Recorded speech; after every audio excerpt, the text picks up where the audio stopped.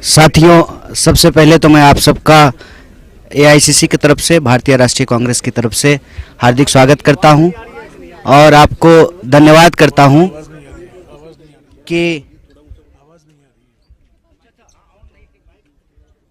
मैं आप सबका एआईसीसी की तरफ से और भारतीय राष्ट्रीय कांग्रेस की तरफ से हार्दिक स्वागत करता हूं। आपको धन्यवाद करता हूं कि आप लोग देश के अलग अलग कोने से, खास करके दिल्ली से चल करके बहुत सारे मीडिया के साथी आए हैं, इलेक्ट्रॉनिक मीडिया के, प्रिंट मीडिया के, सबका बहुत स्वागत है। जैसा कि जयराम जी ने कहा कि हमारी भारत जोड़ो न्याय यात्रा शुरू हो चुकी है। कल मकर संक्रांति के मौके पे इसकी शुरुआत हुई और राहुल जी ने जो वॉर मेमोरियल है वहाँ पे शहीदों को श्रद्धांजलि देते हुए, श्रद्धासुमन अर्पित करते हुए इस यात्रा को शुरू किया। और आज हमारा यात्रा का दूसरा दिन है और मणिपुर से हम लोग अब नागालैंड की तरफ बढ़ रहे हैं। तो बहुत सारे लोगों के मन में 3 सवाल आ रहे हैं। पहला कि भारत जोड़ो यात्रा क्यों कर रहे हैं, दूसरा भारत जोड़ो न्याय यात्रा मणिपुर से क्यों शुरू किया जा रहा है, और तीसरा कि भारत जोड़ो न्याय यात्रा से हम क्या हासिल करना चाहते हैं। इस तीनों सवाल का हम अलग अलग जवाब देंगे, लेकिन इस पूरी यात्रा के संबंध में हम एक बात आप सबसे कहना चाहते हैं। जब देश में बह रही हो अन्याय की आंधी, तो न्याय के लिए लड़ रहे हैं राहुल गांधी। ये इस यात्रा का मूल भाव है और इसी में सारी बात जो है वो निहित है।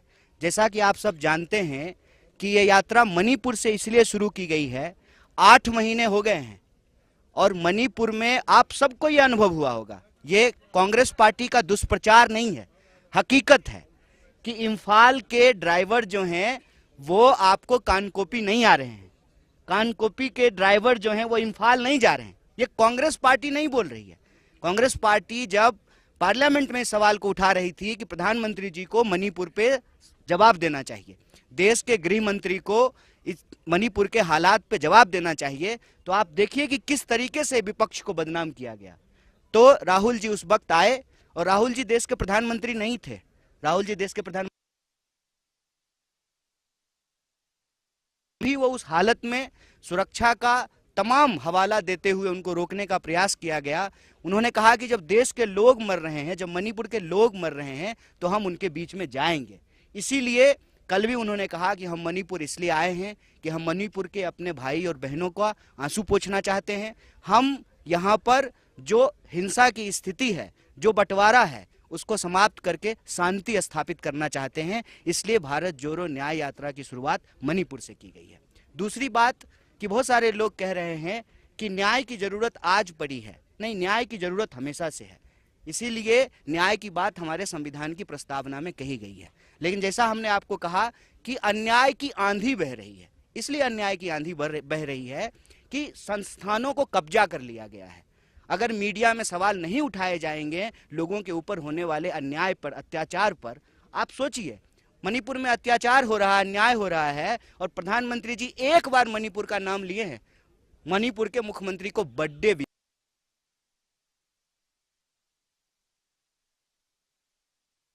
गया है। आप देखिए कि रोज जिस तरीके से इंस्टीट्यूशन आज की तारीख में न्याय डिलीवर करने में अक्षम होते जा रहे हैं, ऐसी परिस्थिति में न्याय की आवाज को बुलंद करना जरूरी है अन्याय के खिलाफ।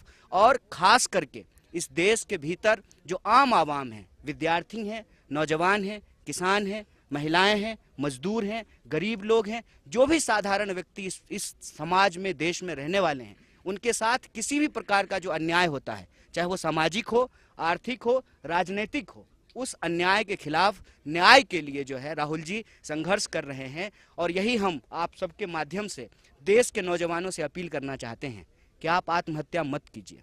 देश के किसानों से अपील करना चाहते हैं कि आप आत्महत्या मत कीजिए। एक साल में 12,000 से ज़्यादा किसान आत्महत्या कर रहे हों। सरकारी आंकड़ा बताता है कि 1 घंटे से कम समय में, मतलब लगभग रोज 24 नौजवान हमारे देश में आत्महत्या कर रहे हैं, रोज 24। ये प्रेस कॉन्फ्रेंस अगर 1 घंटा चलेगा तो इस दौरान जो है एक नौजवान आत्महत्या कर चुका होगा। तो हम इस देश के किसानों से, नौजवानों से, महिलाओं से, सबसे कह रहे हैं, राहुल जी कह रहे हैं कि डरिए मत, सहिए मत, अन्याय के खिलाफ संघर्ष कीजिए। और यह जो भारत जोड़ो न्याय यात्रा है, इसमें आप भी न्याय योद्धा बन करके, मैं कहता हूं कि इस देश के आम आवाम को अपना स्वर्णिम इतिहास याद करने की जरूरत है। 23 साल की उम्र में भगत सिंह अगर फांसी के फंदे पे झूल सकते हैं देश की आज़ादी के लिए और लोगों के हक के लिए, अधिकार के लिए, न्याय के लिए, तो हमको भी अपने संघर्ष के लिए, अपने न्याय के लिए संघर्ष करना पड़ेगा। जैसे स्वतंत्रता सेनानी होते थे उसी तरीके से संविधान को बचाने के लिए संविधान सेनानियों की जरूरत है। आप न्याय योद्धा बन करके अन्याय के खिलाफ इस भारत जोड़ो न्याय यात्रा में शामिल होइए। और यह जो न्याय यात्रा है, भारत जोड़ो न्याय यात्रा, ये न्याय के लिए है, आम लोगों के लिए। स्वाभाविक रूप से कई सारे लोग यह प्रश्न पूछ रहे हैं कि इसका चुनाव से संबंध है कि नहीं है।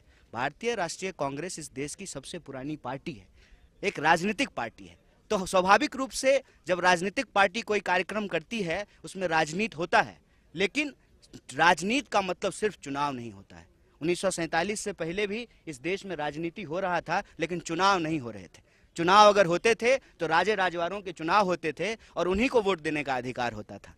इसीलिए हर चीज को सिर्फ चुनावी चश्मे से नहीं देखना है। यह जो राहुल जी की तपस्या है, यह तपस्या इसलिए है कि अन्याय जब देश में हो रहा हो और चुप्पी साध लिया हो लोगों ने, संस्थाएं जब न्याय डिलीवर ना कर रही हो, उसमें वो न्याय की मुखर आवाज बन करके संघर्ष कर रहे हैं। तो आप सबके माध्यम से देश के नौजवानों, किसानों, तमाम आम आवाम को यह आग्रह करते हैं कि आप भी न्याय योद्धा बन करके इस न्याय यात्रा में शामिल होइए। यह यात्रा आने वाले दिनों में विभिन्न राज्यों से गुजरते हुए मुंबई पहुंच रही है और मुंबई तक हम इस यात्रा को इसलिए लेकर के जा रहे हैं कि भारतीय राष्ट्रीय कांग्रेस की स्थापना मुंबई में हुई थी। इस देश को आज़ादी दिलाया है भारतीय राष्ट्रीय कांग्रेस ने। इस देश के संविधान को, लोकतंत्र को, अन्याय के खिलाफ न्याय की स्थापना को कांग्रेस पार्टी लेकर के चलेगी। इसी उद्देश्य के साथ यह यात्रा चल रही है। आप सब भी बड़ी दूर से आए हैं, तमाम कनेक्टिविटी की इशूज को झेल करके आए हैं, तमाम तरह के प्रॉब्लम आपको हो रहे होंगे, लेकिन आप सब आए हैं, इस यात्रा में शामिल हुए हैं। इसलिए हम पार्टी की तरफ से आपको बहुत बहुत आभार व्यक्त करते हैं, आपको धन्यवाद कहते हैं। शुक्रिया कन्हैया जी। हाँ, सवाल। हाँ जी, आपने कहा कि आपको चुप करा दिया कि ब्रिटेन में जब हम अंग्रेजों के शासन में नहीं थे तो हम चुनाव राजनीति नहीं करते थे, लेकिन 1947 के बाद तो ये देश आज़ाद हो गया है और एक चुनी हुई सरकार देश चला रही है। ऐसे में चुनाव राजनीति को इससे क्यों अलग रख रहे हैं आप? देखिए, चुनावी राजनीति से अलग इसलिए रख रहे हैं ना कि जब भी कोई पॉलिटिकल पार्टी कोई पॉलिटिकल एक्टिविटी करती है ना, तो सिर्फ यही सवाल पूछा जाता है कि कितना सीट जीतेंगे, कितना वोट आएगा। सवाल सीट और वोट का नहीं है। जीते हुए हैं ना प्रधानमंत्री, तो 2 बार जीते हैं ना, क्यों नहीं आ जाते हैं मणिपुर? सब कुछ है ना उनके पास, क्या नहीं है? 8,500 करोड़ का विमान है, 15 करोड़ की कार है, 10 लाख का सूट है, सब कुछ है ना उनके पास। एसपीजी कमांडो है, क्यों नहीं आते हैं मणिपुर? क्यों नहीं आ रहे हैं गृह मंत्री? 5 राज्यों का चुनाव हुआ था, 5 राज्य के चुनाव में एक चुनाव जो है वो नॉर्थ ईस्ट में भी हो रहा था, पूर्वोत्तर के राज्य में भी हो रहा था। आए थे प्रधानमंत्री, चुने हुए प्रधानमंत्री है ना, 303 सीट है ना। सिर्फ चुनाव पे हर चीज को सीमित कर देंगे तो फिर हमारे आंख के सामने जो अन्याय हो रहा है उसमें न्याय कौन ढूंढेगा, न्याय के लिए कौन लड़ेगा? हर चीज को अगर चुनाव पे ही सीमित कर देना है। राजनीति से हम इनकार नहीं कर रहे हैं, एक पॉलिटिकल पार्टी है, हम एनजीओ नहीं है, हम चुनाव लड़ते हैं, हम चुनाव लड़ेंगे, लेकिन सिर्फ चुनावी नफा नुकसान से हर चीज को देखेंगे तो इस देश का बंटवारा होता रहेगा, जैसे बंटवारा हो गया है मणिपुर का। सिर्फ वोट के गणित से नहीं आ रहे हैं ना, सुरक्षा के सवाल से तो नहीं। हम लोग जब आ सकते हैं तो प्रधानमंत्री क्यों नहीं आ सकते हैं? मतलब वो सुरक्षा के सवाल से नहीं आ रहे हैं, वोट के गणित से नहीं आ रहे हैं। इसीलिए हम कह रहे हैं कि सिर्फ चुनाव का मसला नहीं है, लोगों के अन्याय के खिलाफ न्याय को स्थापित करने की बात है। चुनाव की बात कन्हैया जी इसलिए बार-बार की जा रही है क्योंकि सत्ता में आएंगे तभी न्याय का हक जनता को दे पाएंगे आप। नहीं, गांधी जी की जो है शहादत 48 में हो गई, चुनाव इस देश में 52 में हुआ था ना सर। तो गांधी जी तो चुनाव नहीं लड़े थे, तो हम ये कह सकते हैं कि गांधी जो है इस देश में न्याय के लिए नहीं लड़े। इस देश में हजारों साल से लोगों को मंदिर प्रवेश नहीं करने दिया जाता था, गांधी जी चुनाव लड़के लोगों को मंदिर प्रवेश नहीं कराए थे। छुआछूत के खिलाफ, वर्ण व्यवस्था के खिलाफ, इस देश के जो आम लोग हैं उनके हक और अधिकार के लिए गांधी जी लड़ रहे थे, सिर्फ चुनाव के लिए नहीं लड़ रहे थे। मैं कह रहा हूं कि चुनाव हम लड़ेंगे और पूरी मजबूती से लड़ेंगे। देश का सबसे मजबूत विपक्ष पार्टी होने का अपना रोल निभाएंगे, हम उससे भाग नहीं रहे हैं, लेकिन किसी भी संघर्ष को, न्याय को किसी भी जो है लोगों के अधिकार को सिर्फ और सिर्फ चुनाव से सीमित कर देने से उसका आधार छोटा हो जाता है, उसका जो है क्षेत्र छोटा हो जाता है, उसमें शामिल होने वाले लोगों की मानसिकता संकीर्ण हो जाती है। मैं कहता हूं कि जो भाजपा के समर्थक हैं, जो भाजपा के वोटर हैं, क्या उनको न्याय की जरूरत नहीं है? हम इस देश के 140 करोड़ लोगों के लिए के न्याय के लिए लड़ रहे हैं। महंगाई से कौन प्रताड़ित नहीं है? महंगाई का जो अन्याय है उससे कौन प्रताड़ित नहीं है? तो हम सबके लिए लड़ रहे हैं, इसलिए हम ये बात कह रहे हैं। वीरेंद्र के 2 सवाल कहिए। हाँ हाँ जी पूछिए। हाँ मोहित।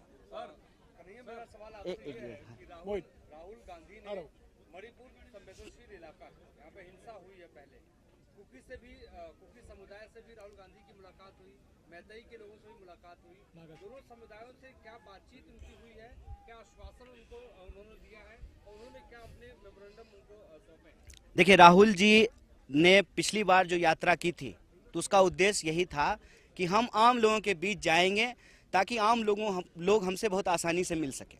इस बार भी जब वो यात्रा कर रहे हैं तो इसी उद्देश्य को लेकर के चल रहे हैं कि सब लोग उनसे मिल सकें। यहाँ पर वो मैती समुदाय के लोगों से मिले, नागा समुदाय के लोगों से मिले, गोरखा समुदाय के लोगों से मिले, नागा समुदाय के लोगों से मिले और उन लोगों से भी मिले जो भारत के दूसरे इलाकों से आकर के यहाँ काम करते हैं, धंधा करते हैं, नौकरी करते हैं, दुकान चलाते हैं, सबसे मिल रहे हैं। विद्यार्थियों से मिले, महिलाओं से मिले। उन्होंने एक बात समझी है और अपनी बात वो खुद बताएंगे जब आप लोग से बात करेंगे कि सारे लोग शांति चाहते हैं। आप किसी से भी बात करके देख लीजिए, पोस्टर चाहे किसी भी समुदाय के द्वारा लगाया गया हो, सब कह रहे हैं वी वांट पीस। सबसे उनकी पहली मांग ये है कि शांति स्थापित हो, उससे तमाम लोगों का जीवन जो है वो अस्त व्यस्त हो रहा है, प्रभावित हो रहा है। हाँ जी एक मिनट आ रहा हूँ। देश में अस्थिरता है, खास करके मणिपुर की जिक्र आपने की कि 2 भाग में बटा हुआ है। जेपी नड्डा ने कहा कि देश में स्थिरता और देश को आगे ले जाने के लिए आज से एक बार फिर मोदी सरकार देश भर में दीवार लेखन कार्यक्रम शुरू किया जाएगा। वो स्थिरता मानते हैं मोदी के आने से, आप कह रहे हैं उनके होने से अस्थिरता है भारत में। देखिए, वो जो दावे कर रहे हैं वो दावे में सच्चाई कम, प्रचार ज्यादा है। सच्चाई आप सब लोग यहाँ आए हैं तो ये सच्चाई आप लोगों ने देखा है। अब दिखाएंगे नहीं दिखाएंगे वो एक अलग बात है। देखा आप सब लोगों ने है कि किस तरीके से एक राज्य को 2 हिस्सों में बांट दिया गया है और सरकार जो बैठी हुई है उसके जो मंत्री हैं, मुख्यमंत्री हैं, वो सब जगह नहीं जा सकते और दिल्ली से तो लोग आ ही नहीं रहे हैं। तो स्थिरता का जो उनका दावा है वो सिर्फ प्रचार है। दूसरी बात यह है कि हम सिर्फ एक तरह के अन्याय की बात नहीं कह रहे हैं, हम कह रहे हैं सामाजिक, आर्थिक, राजनीतिक तीनों प्रकार के जो अन्याय चल रहे हैं। मैंने आपके सामने नौजवानों की आत्महत्या का आंकड़ा दिया। आप देखिए कि किस तरीके से देश में नौकरियां समाप्त की जा रही है, किस तरीके से 45 साल में देश में सबसे ज़्यादा बेरोजगारी है। तो जो रोजगार का सवाल है, महंगाई का सवाल है, जो किसानों की आत्महत्या का सवाल है, महिलाओं के ऊपर होने वाले अत्याचार का सवाल है, जिस तरीके से सरकारी संस्थान को समाप्त किया जा रहा है या अपने दोस्तों के हाथ होने पौने दामों में बेचा जा रहा है, जिस तरीके से एक तरफ दावा करते हैं कि हमारी इकॉनमी 3.5 ट्रिलियन की हो गई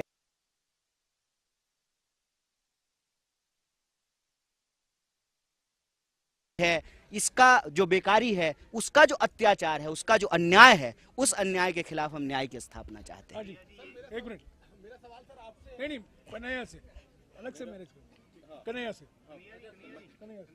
मैं संदीप बोल रहा हूँ वर्तमान न्यूज़पेपर से। कन्हैया जी, आप राहुल जी के साथ चल रहे हैं भारत जोड़ो न्याय यात्रा पे, इम्फाल, खोंगजोंग और होके फिर आप सेनापति तक आ गए।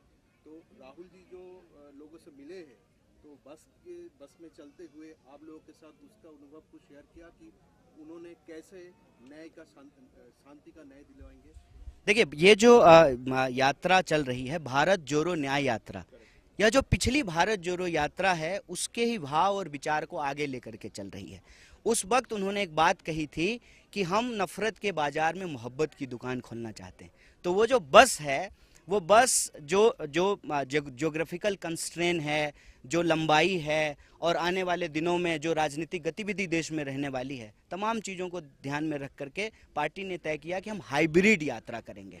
पैदल भी उतर के चलते हैं, बस से भी चलते हैं। तो बस को जो है एक मोहब्बत की दुकान की शक्ल दी गई है। तो बस के भीतर भी लोगों से मिलते हैं, बाहर जो लोग सड़कों के किनारे खड़े होते हैं उनसे भी बात करते हैं। और हम आपके माध्यम से ये बात भी साझा करना चाहते हैं लोगों को कि आने वाले दिनों में आपके गांव से, गली से, सड़क से, बाजार से, शहर से जब यात्रा गुजरे तो एक बात का ख्याल रखिएगा कि आपको बाईं तरफ खड़ा होना है, क्योंकि वो बाईं तरफ रहते हैं और हमारे देश में बाईं तरफ चलना होता है। तो अब बाईं तरफ जो है आपको खड़ा रहना है और बाईं तरफ वो बैठते हैं, लोगों से मिलते हैं, बात करते हैं, उनके आग्रह पे जो है वो उतरते भी हैं। और जो है संस्कृत में एक बात कही भी जाती है, सदा भवानी दाहिनी सन्मुख रहे गणेश। तो लोग जो हैं बाईं तरफ रहते हैं, हमारे देश में बाईं तरफ हैं, वो चलेंगे। तो उनसे आग्रह है कि वो रहें, वो मिलते हैं और बस वो जो मोहब्बत की दुकान है उसमें बुला करके, बिठा करके बात भी करते हैं। विद्यार्थियों से मिलते हैं, नौजवानों से मिलते हैं। आज ही रास्ते में जो है ट्रक ड्राइवरों से मिले हैं, तो वो आम लोगों से मिलना चाहते हैं और उनका जो भी दुख दर्द है वो उनकी भाषा में सुनते हैं और उनको आश्वासन देते हैं कि सरकार तो हम नहीं है, लेकिन आपके हक के लिए, आपके न्याय के लिए लड़ेंगे जरूर। एक मिनट सुनो, एक मिनट। सर एक सवाल, क्योंकि आप न्याय की बात कर रहे हैं, तो आप न्याय के लिए लड़ रहे हैं, सिर्फ बात नहीं कर रहे हैं। न्याय के लिए लड़ रहे हैं सर। कांग्रेस पार्टी की तरफ से एक और डिमांड रखी गई थी, जो कॉन्सिक्रेशन सेरेमनी हो रही है अयोध्या में, आपने बोला था प्रेसिडेंट को करना चाहिए, प्राइम मिनिस्टर को नहीं करना चाहिए। अब उस पर जो शंकराचार्य हैं, सदानंद सरस्वती, उन्होंने बोला है कि प्राइम मिनिस्टर कर रहे हैं तो भी कोई गलत बात नहीं है, क्योंकि ये एक बहुत बड़ा मूवमेंट है हमारे देश के लिए। इस पे आप क्या कहेंगे? इस पे तो हमारे जो है वरिष्ठ नेता और साथी जयराम जी ने जवाब आप लोगों को दे दिया है। मैं सिर्फ आपको इस पर एक ही बात कहना चाहता हूँ, कांग्रेस पार्टी किसी भी धर्म के खिलाफ नहीं है, किसी भी धार्मिक आयोजन के खिलाफ नहीं है, किसी भी धार्मिक भक्ति भाव भावना के खिलाफ नहीं है। कांग्रेस पार्टी सर्वधर्म समभाव में विश्वास रखती है और आज से नहीं, यही बात गांधी जी कहते आए, रघुपति राघव राजा राम, पतित पावन सीताराम, ईश्वर अल्लाह तेरो नाम, सबको सन्मति दे भगवान। सबको, मोदी जी वाला नहीं, सबका साथ सिर्फ कहने के लिए, सबको सन्मति दे भगवान। तो कांग्रेस पार्टी किसी भी धार्मिक आयोजन का विरोध नहीं करती है।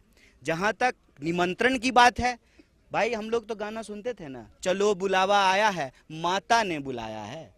भगवान जब आप बुलाते हैं आपको, भगवान जब आपको जो है ऐसी परिस्थिति पैदा करके देते हैं जीवन में, तो आप जाते हैं ईश्वर से मिलने के लिए। किसी निमंत्रण, किसी का शादी है क्या? ऐसा तो नहीं है कि जय शाह का जो है ब्याह हो रहा है और सबको जो है निमंत्रण बंटवा रहे हो अमित शाह, ऐसा तो नहीं है। तो वो कौन होते हैं भाई? वो तो भगवान के पास हम भक्त हैं। और एक बात और बताइए, मैं तो वहां से आता हूं, मेरी दादी कहती थी मन चंगा तो कठौती में गंगा। एक बूंद जो है गंगा जल, पानी को गंगा जल मान करके और आप पवित्रता का मंत्र पढ़ के वही गंगा हो जाती थी और आप शुद्ध हो जाते थे। तो कहती, मेरी दादी तो कहती थी मन मंदिर में ईश्वर का निवास होता है। ईश्वर आपके व्यक्तिगत आस्था का चीज है, प्रदर्शन का विषय नहीं है। लेकिन वो कर रहे हैं, उसके पीछे सबको मालूम है, सब जानते हैं, आप सब जानते हैं, पूरा देश जानता है। किसी साधारण व्यक्ति से पूछ लीजिए, वो आपको बता देगा कि आनन फानन में ये इसलिए हो रहा है कि चुनाव है। ठीक बात है। तो वो एक 22 तारीख के राजनीतिक कार्यक्रम में पार्टी ने आग्रह पूर्वक मना किया है कि राजनीतिक कार्यक्रम में नहीं जा रहे हैं।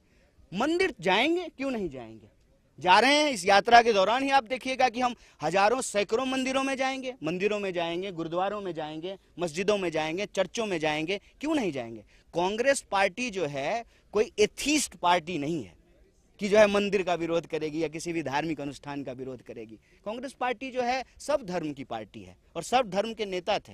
कांग्रेस पार्टी के पहले कैबिनेट आप देख लीजिए नेहरू जी का, उसमें श्यामा प्रसाद मुखर्जी भी थे, अंबेडकर जी भी थे और मौलाना अबुल कलाम आजाद भी थे, जॉन मथाई भी थे। कांग्रेस पार्टी ने किसी भी धर्म को अलग नहीं किया। इसीलिए मैं आपको बता देता हूं, सिर्फ कांग्रेस पार्टी भारत जोड़ो न्याय यात्रा कर सकती है, क्योंकि कांग्रेस पार्टी सबकी पार्टी है, कोई दूसरी पार्टी नहीं कर सकती है। हम इम्फाल से यात्रा शुरू किए हैं और यहाँ जो है सेनापति तक आ गए हैं, हम आ गए हैं और कोई कंकड़ भी हमारे ऊपर नहीं फेंका है, क्योंकि ये कांग्रेस पार्टी है। दूसरी पार्टी जो है एक पहचान के आधार पे, एक क्षेत्र के आधार पे सिमटी रहती है। कांग्रेस पार्टी की विचारधारा सार्वभौमिक है, सबको साथ लेकर चलने वाली है, सर्वधर्म संभाव वाली है। तो सिर्फ 22 तारीख के निमंत्रण पे सारा बहस केंद्रित मत कीजिए, वो एक राजनीतिक कार्यक्रम है।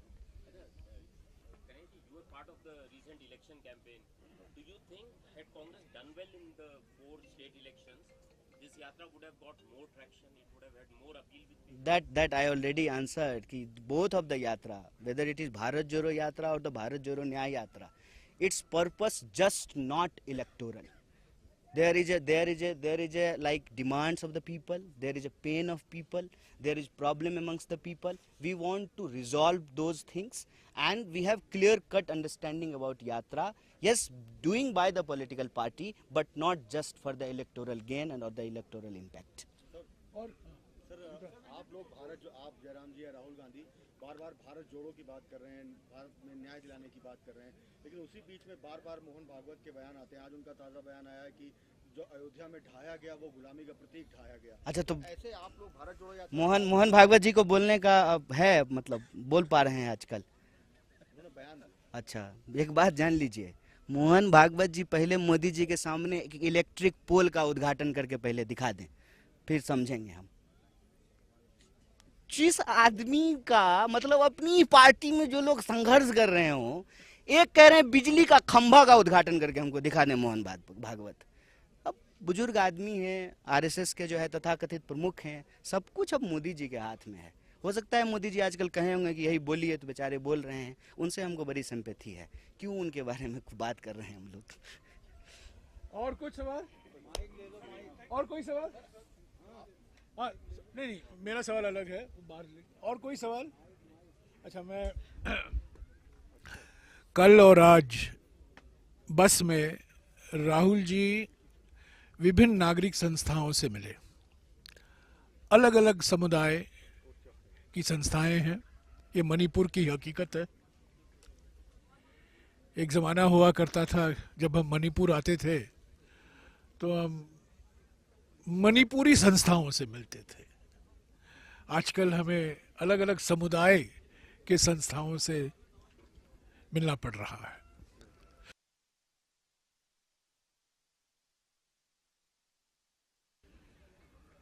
सभी लोगों ने एक मेमोरेंडम पेश किया राहुल जी को। सभी ने कहा, ये मांग की कि मणिपुर में एक संवेदनशील, पारदर्शी, जवाबदेही और सशक्त शासन की जरूरत है। ये ऐसा राज्य है, एकमात्र राज्य है जिसके 2 मंत्री पिछले 8 महीने से मणिपुर से लापता हैं। वो ऑनलाइन काम कर रहे हैं, डिजिटल इंडिया को और ऊंचे बढ़ा रहे हैं। मणिपुर में नहीं है ये 2 मंत्री, और कहीं हैं, गुवाहाटी में, दिल्ली में, बेंगलोर में, कहीं भी हो सकते हैं, न्यूयॉर्क में। ऑनलाइन काम कर रहे हैं। कमाल का मंत्रिमंडल है। ये ऐसा मंत्रिमंडल है जिसका मुख्यमंत्री आज तक प्रधानमंत्री से मिल नहीं पाए हैं। जन्मदिन मुबारक ट्विटर से दिया गया, फोन करके दिया गया, डिजिटल मुबारक दिया गया। यहाँ के राजनीतिक पार्टियां, अलग अलग पार्टियां हैं यहाँ करीब 14-15 पार्टियां हैं। उनसे 8 महीने से वो लगातार मांग कर रहे हैं प्रधानमंत्री से, हम आपसे मिलना चाहते हैं, ये दस्तावेज पेश करना चाहते हैं। उनको अभी तक बैठक का मौका नहीं मिला है। मणिपुर में यहाँ की जो महाराजा का परिवार हुआ करता था, उसी का एक सदस्य राज्यसभा का बीजेपी सांसद है, वो प्रधानमंत्री से नहीं मिल पाए हैं।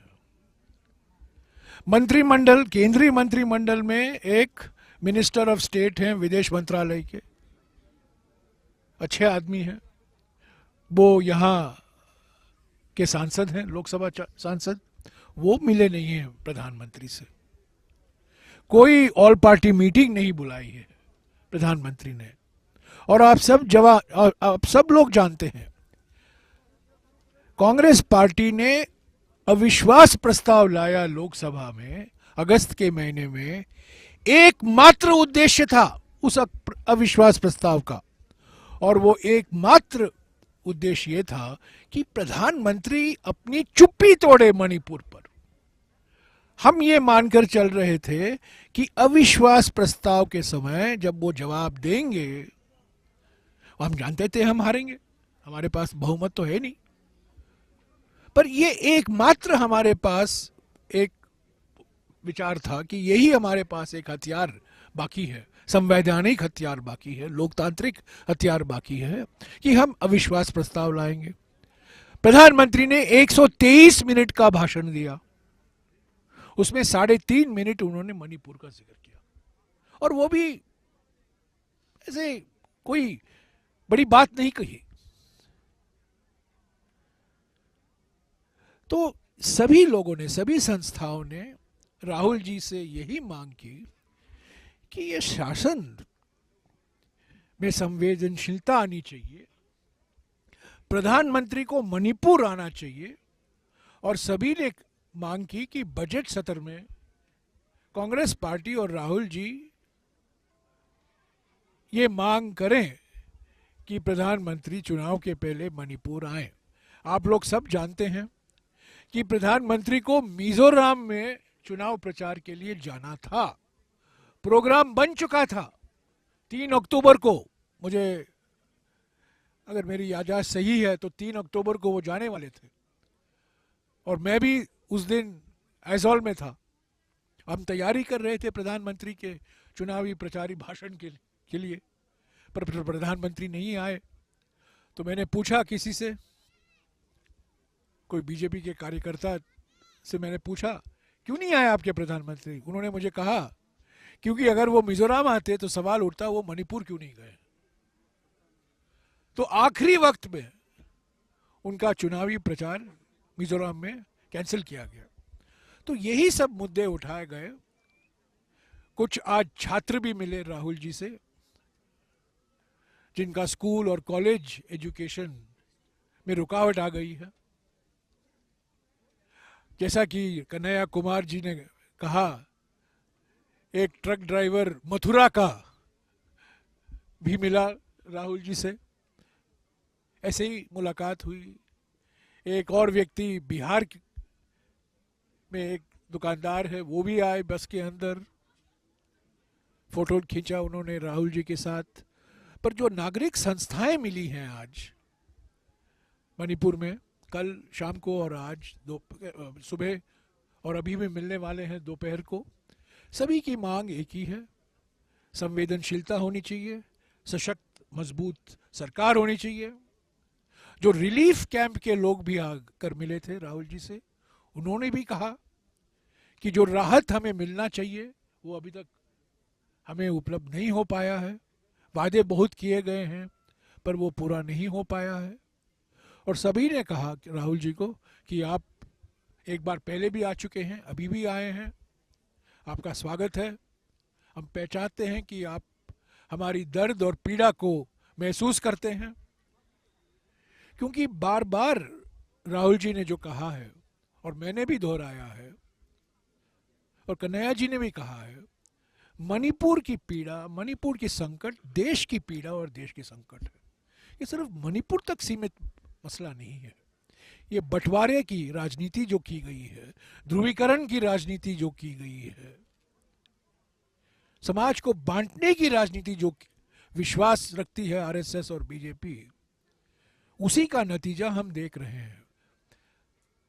फरवरी 2022 में मैं इम्फाल में 1 महीने तक रुका था जब चुनाव चल रहा था।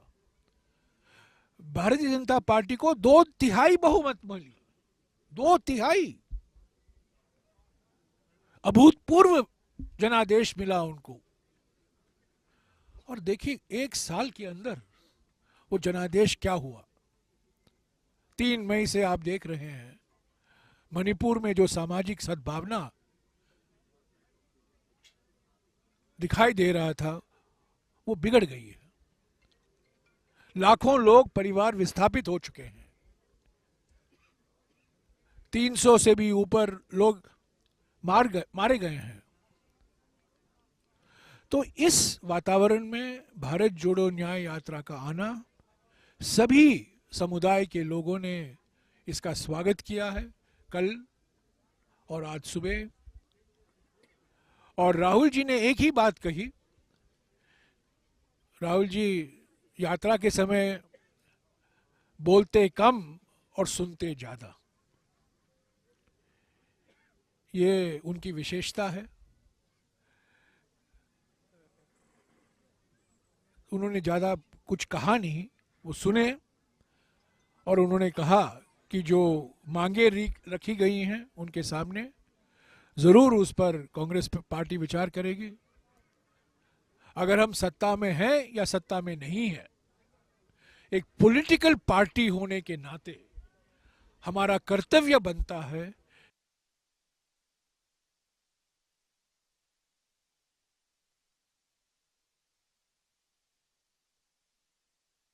बीजेपी की सरकार हो और किसी पार्टी की सरकार हो, उस पर दबाव हम बरकरार रखें कि जो लोगों की मांग है, लोगों की जो चिंता है, उसको सही तरीके से राज्य सरकार और केंद्र सरकार सही नीतियों के द्वारा लोगों के जो सवाल हैं उनका जवाब देना उनका भी कर्तव्य बनता है। बिल्कुल हम उठाते रहे हैं, पार्लियामेंट में भी उठाए हैं, अविश्वास प्रस्ताव के समय भी हमने उठाए थे, राहुल जी भी उठाए थे, हमारे कांग्रेस अध्यक्ष भी उठाए थे, सारे हमारे वक्ता, हमारे पार्टी के वक्ता उठाए थे, हमारी पार्टी मणिपुर में उठाती रही है। हमेशा एकमात्र आवाज है सामाजिक सद्भावना के लिए, सशक्त संवेदनशील सरकार के लिए। सिर्फ कांग्रेस पार्टी ही ये मांग उठा रही है।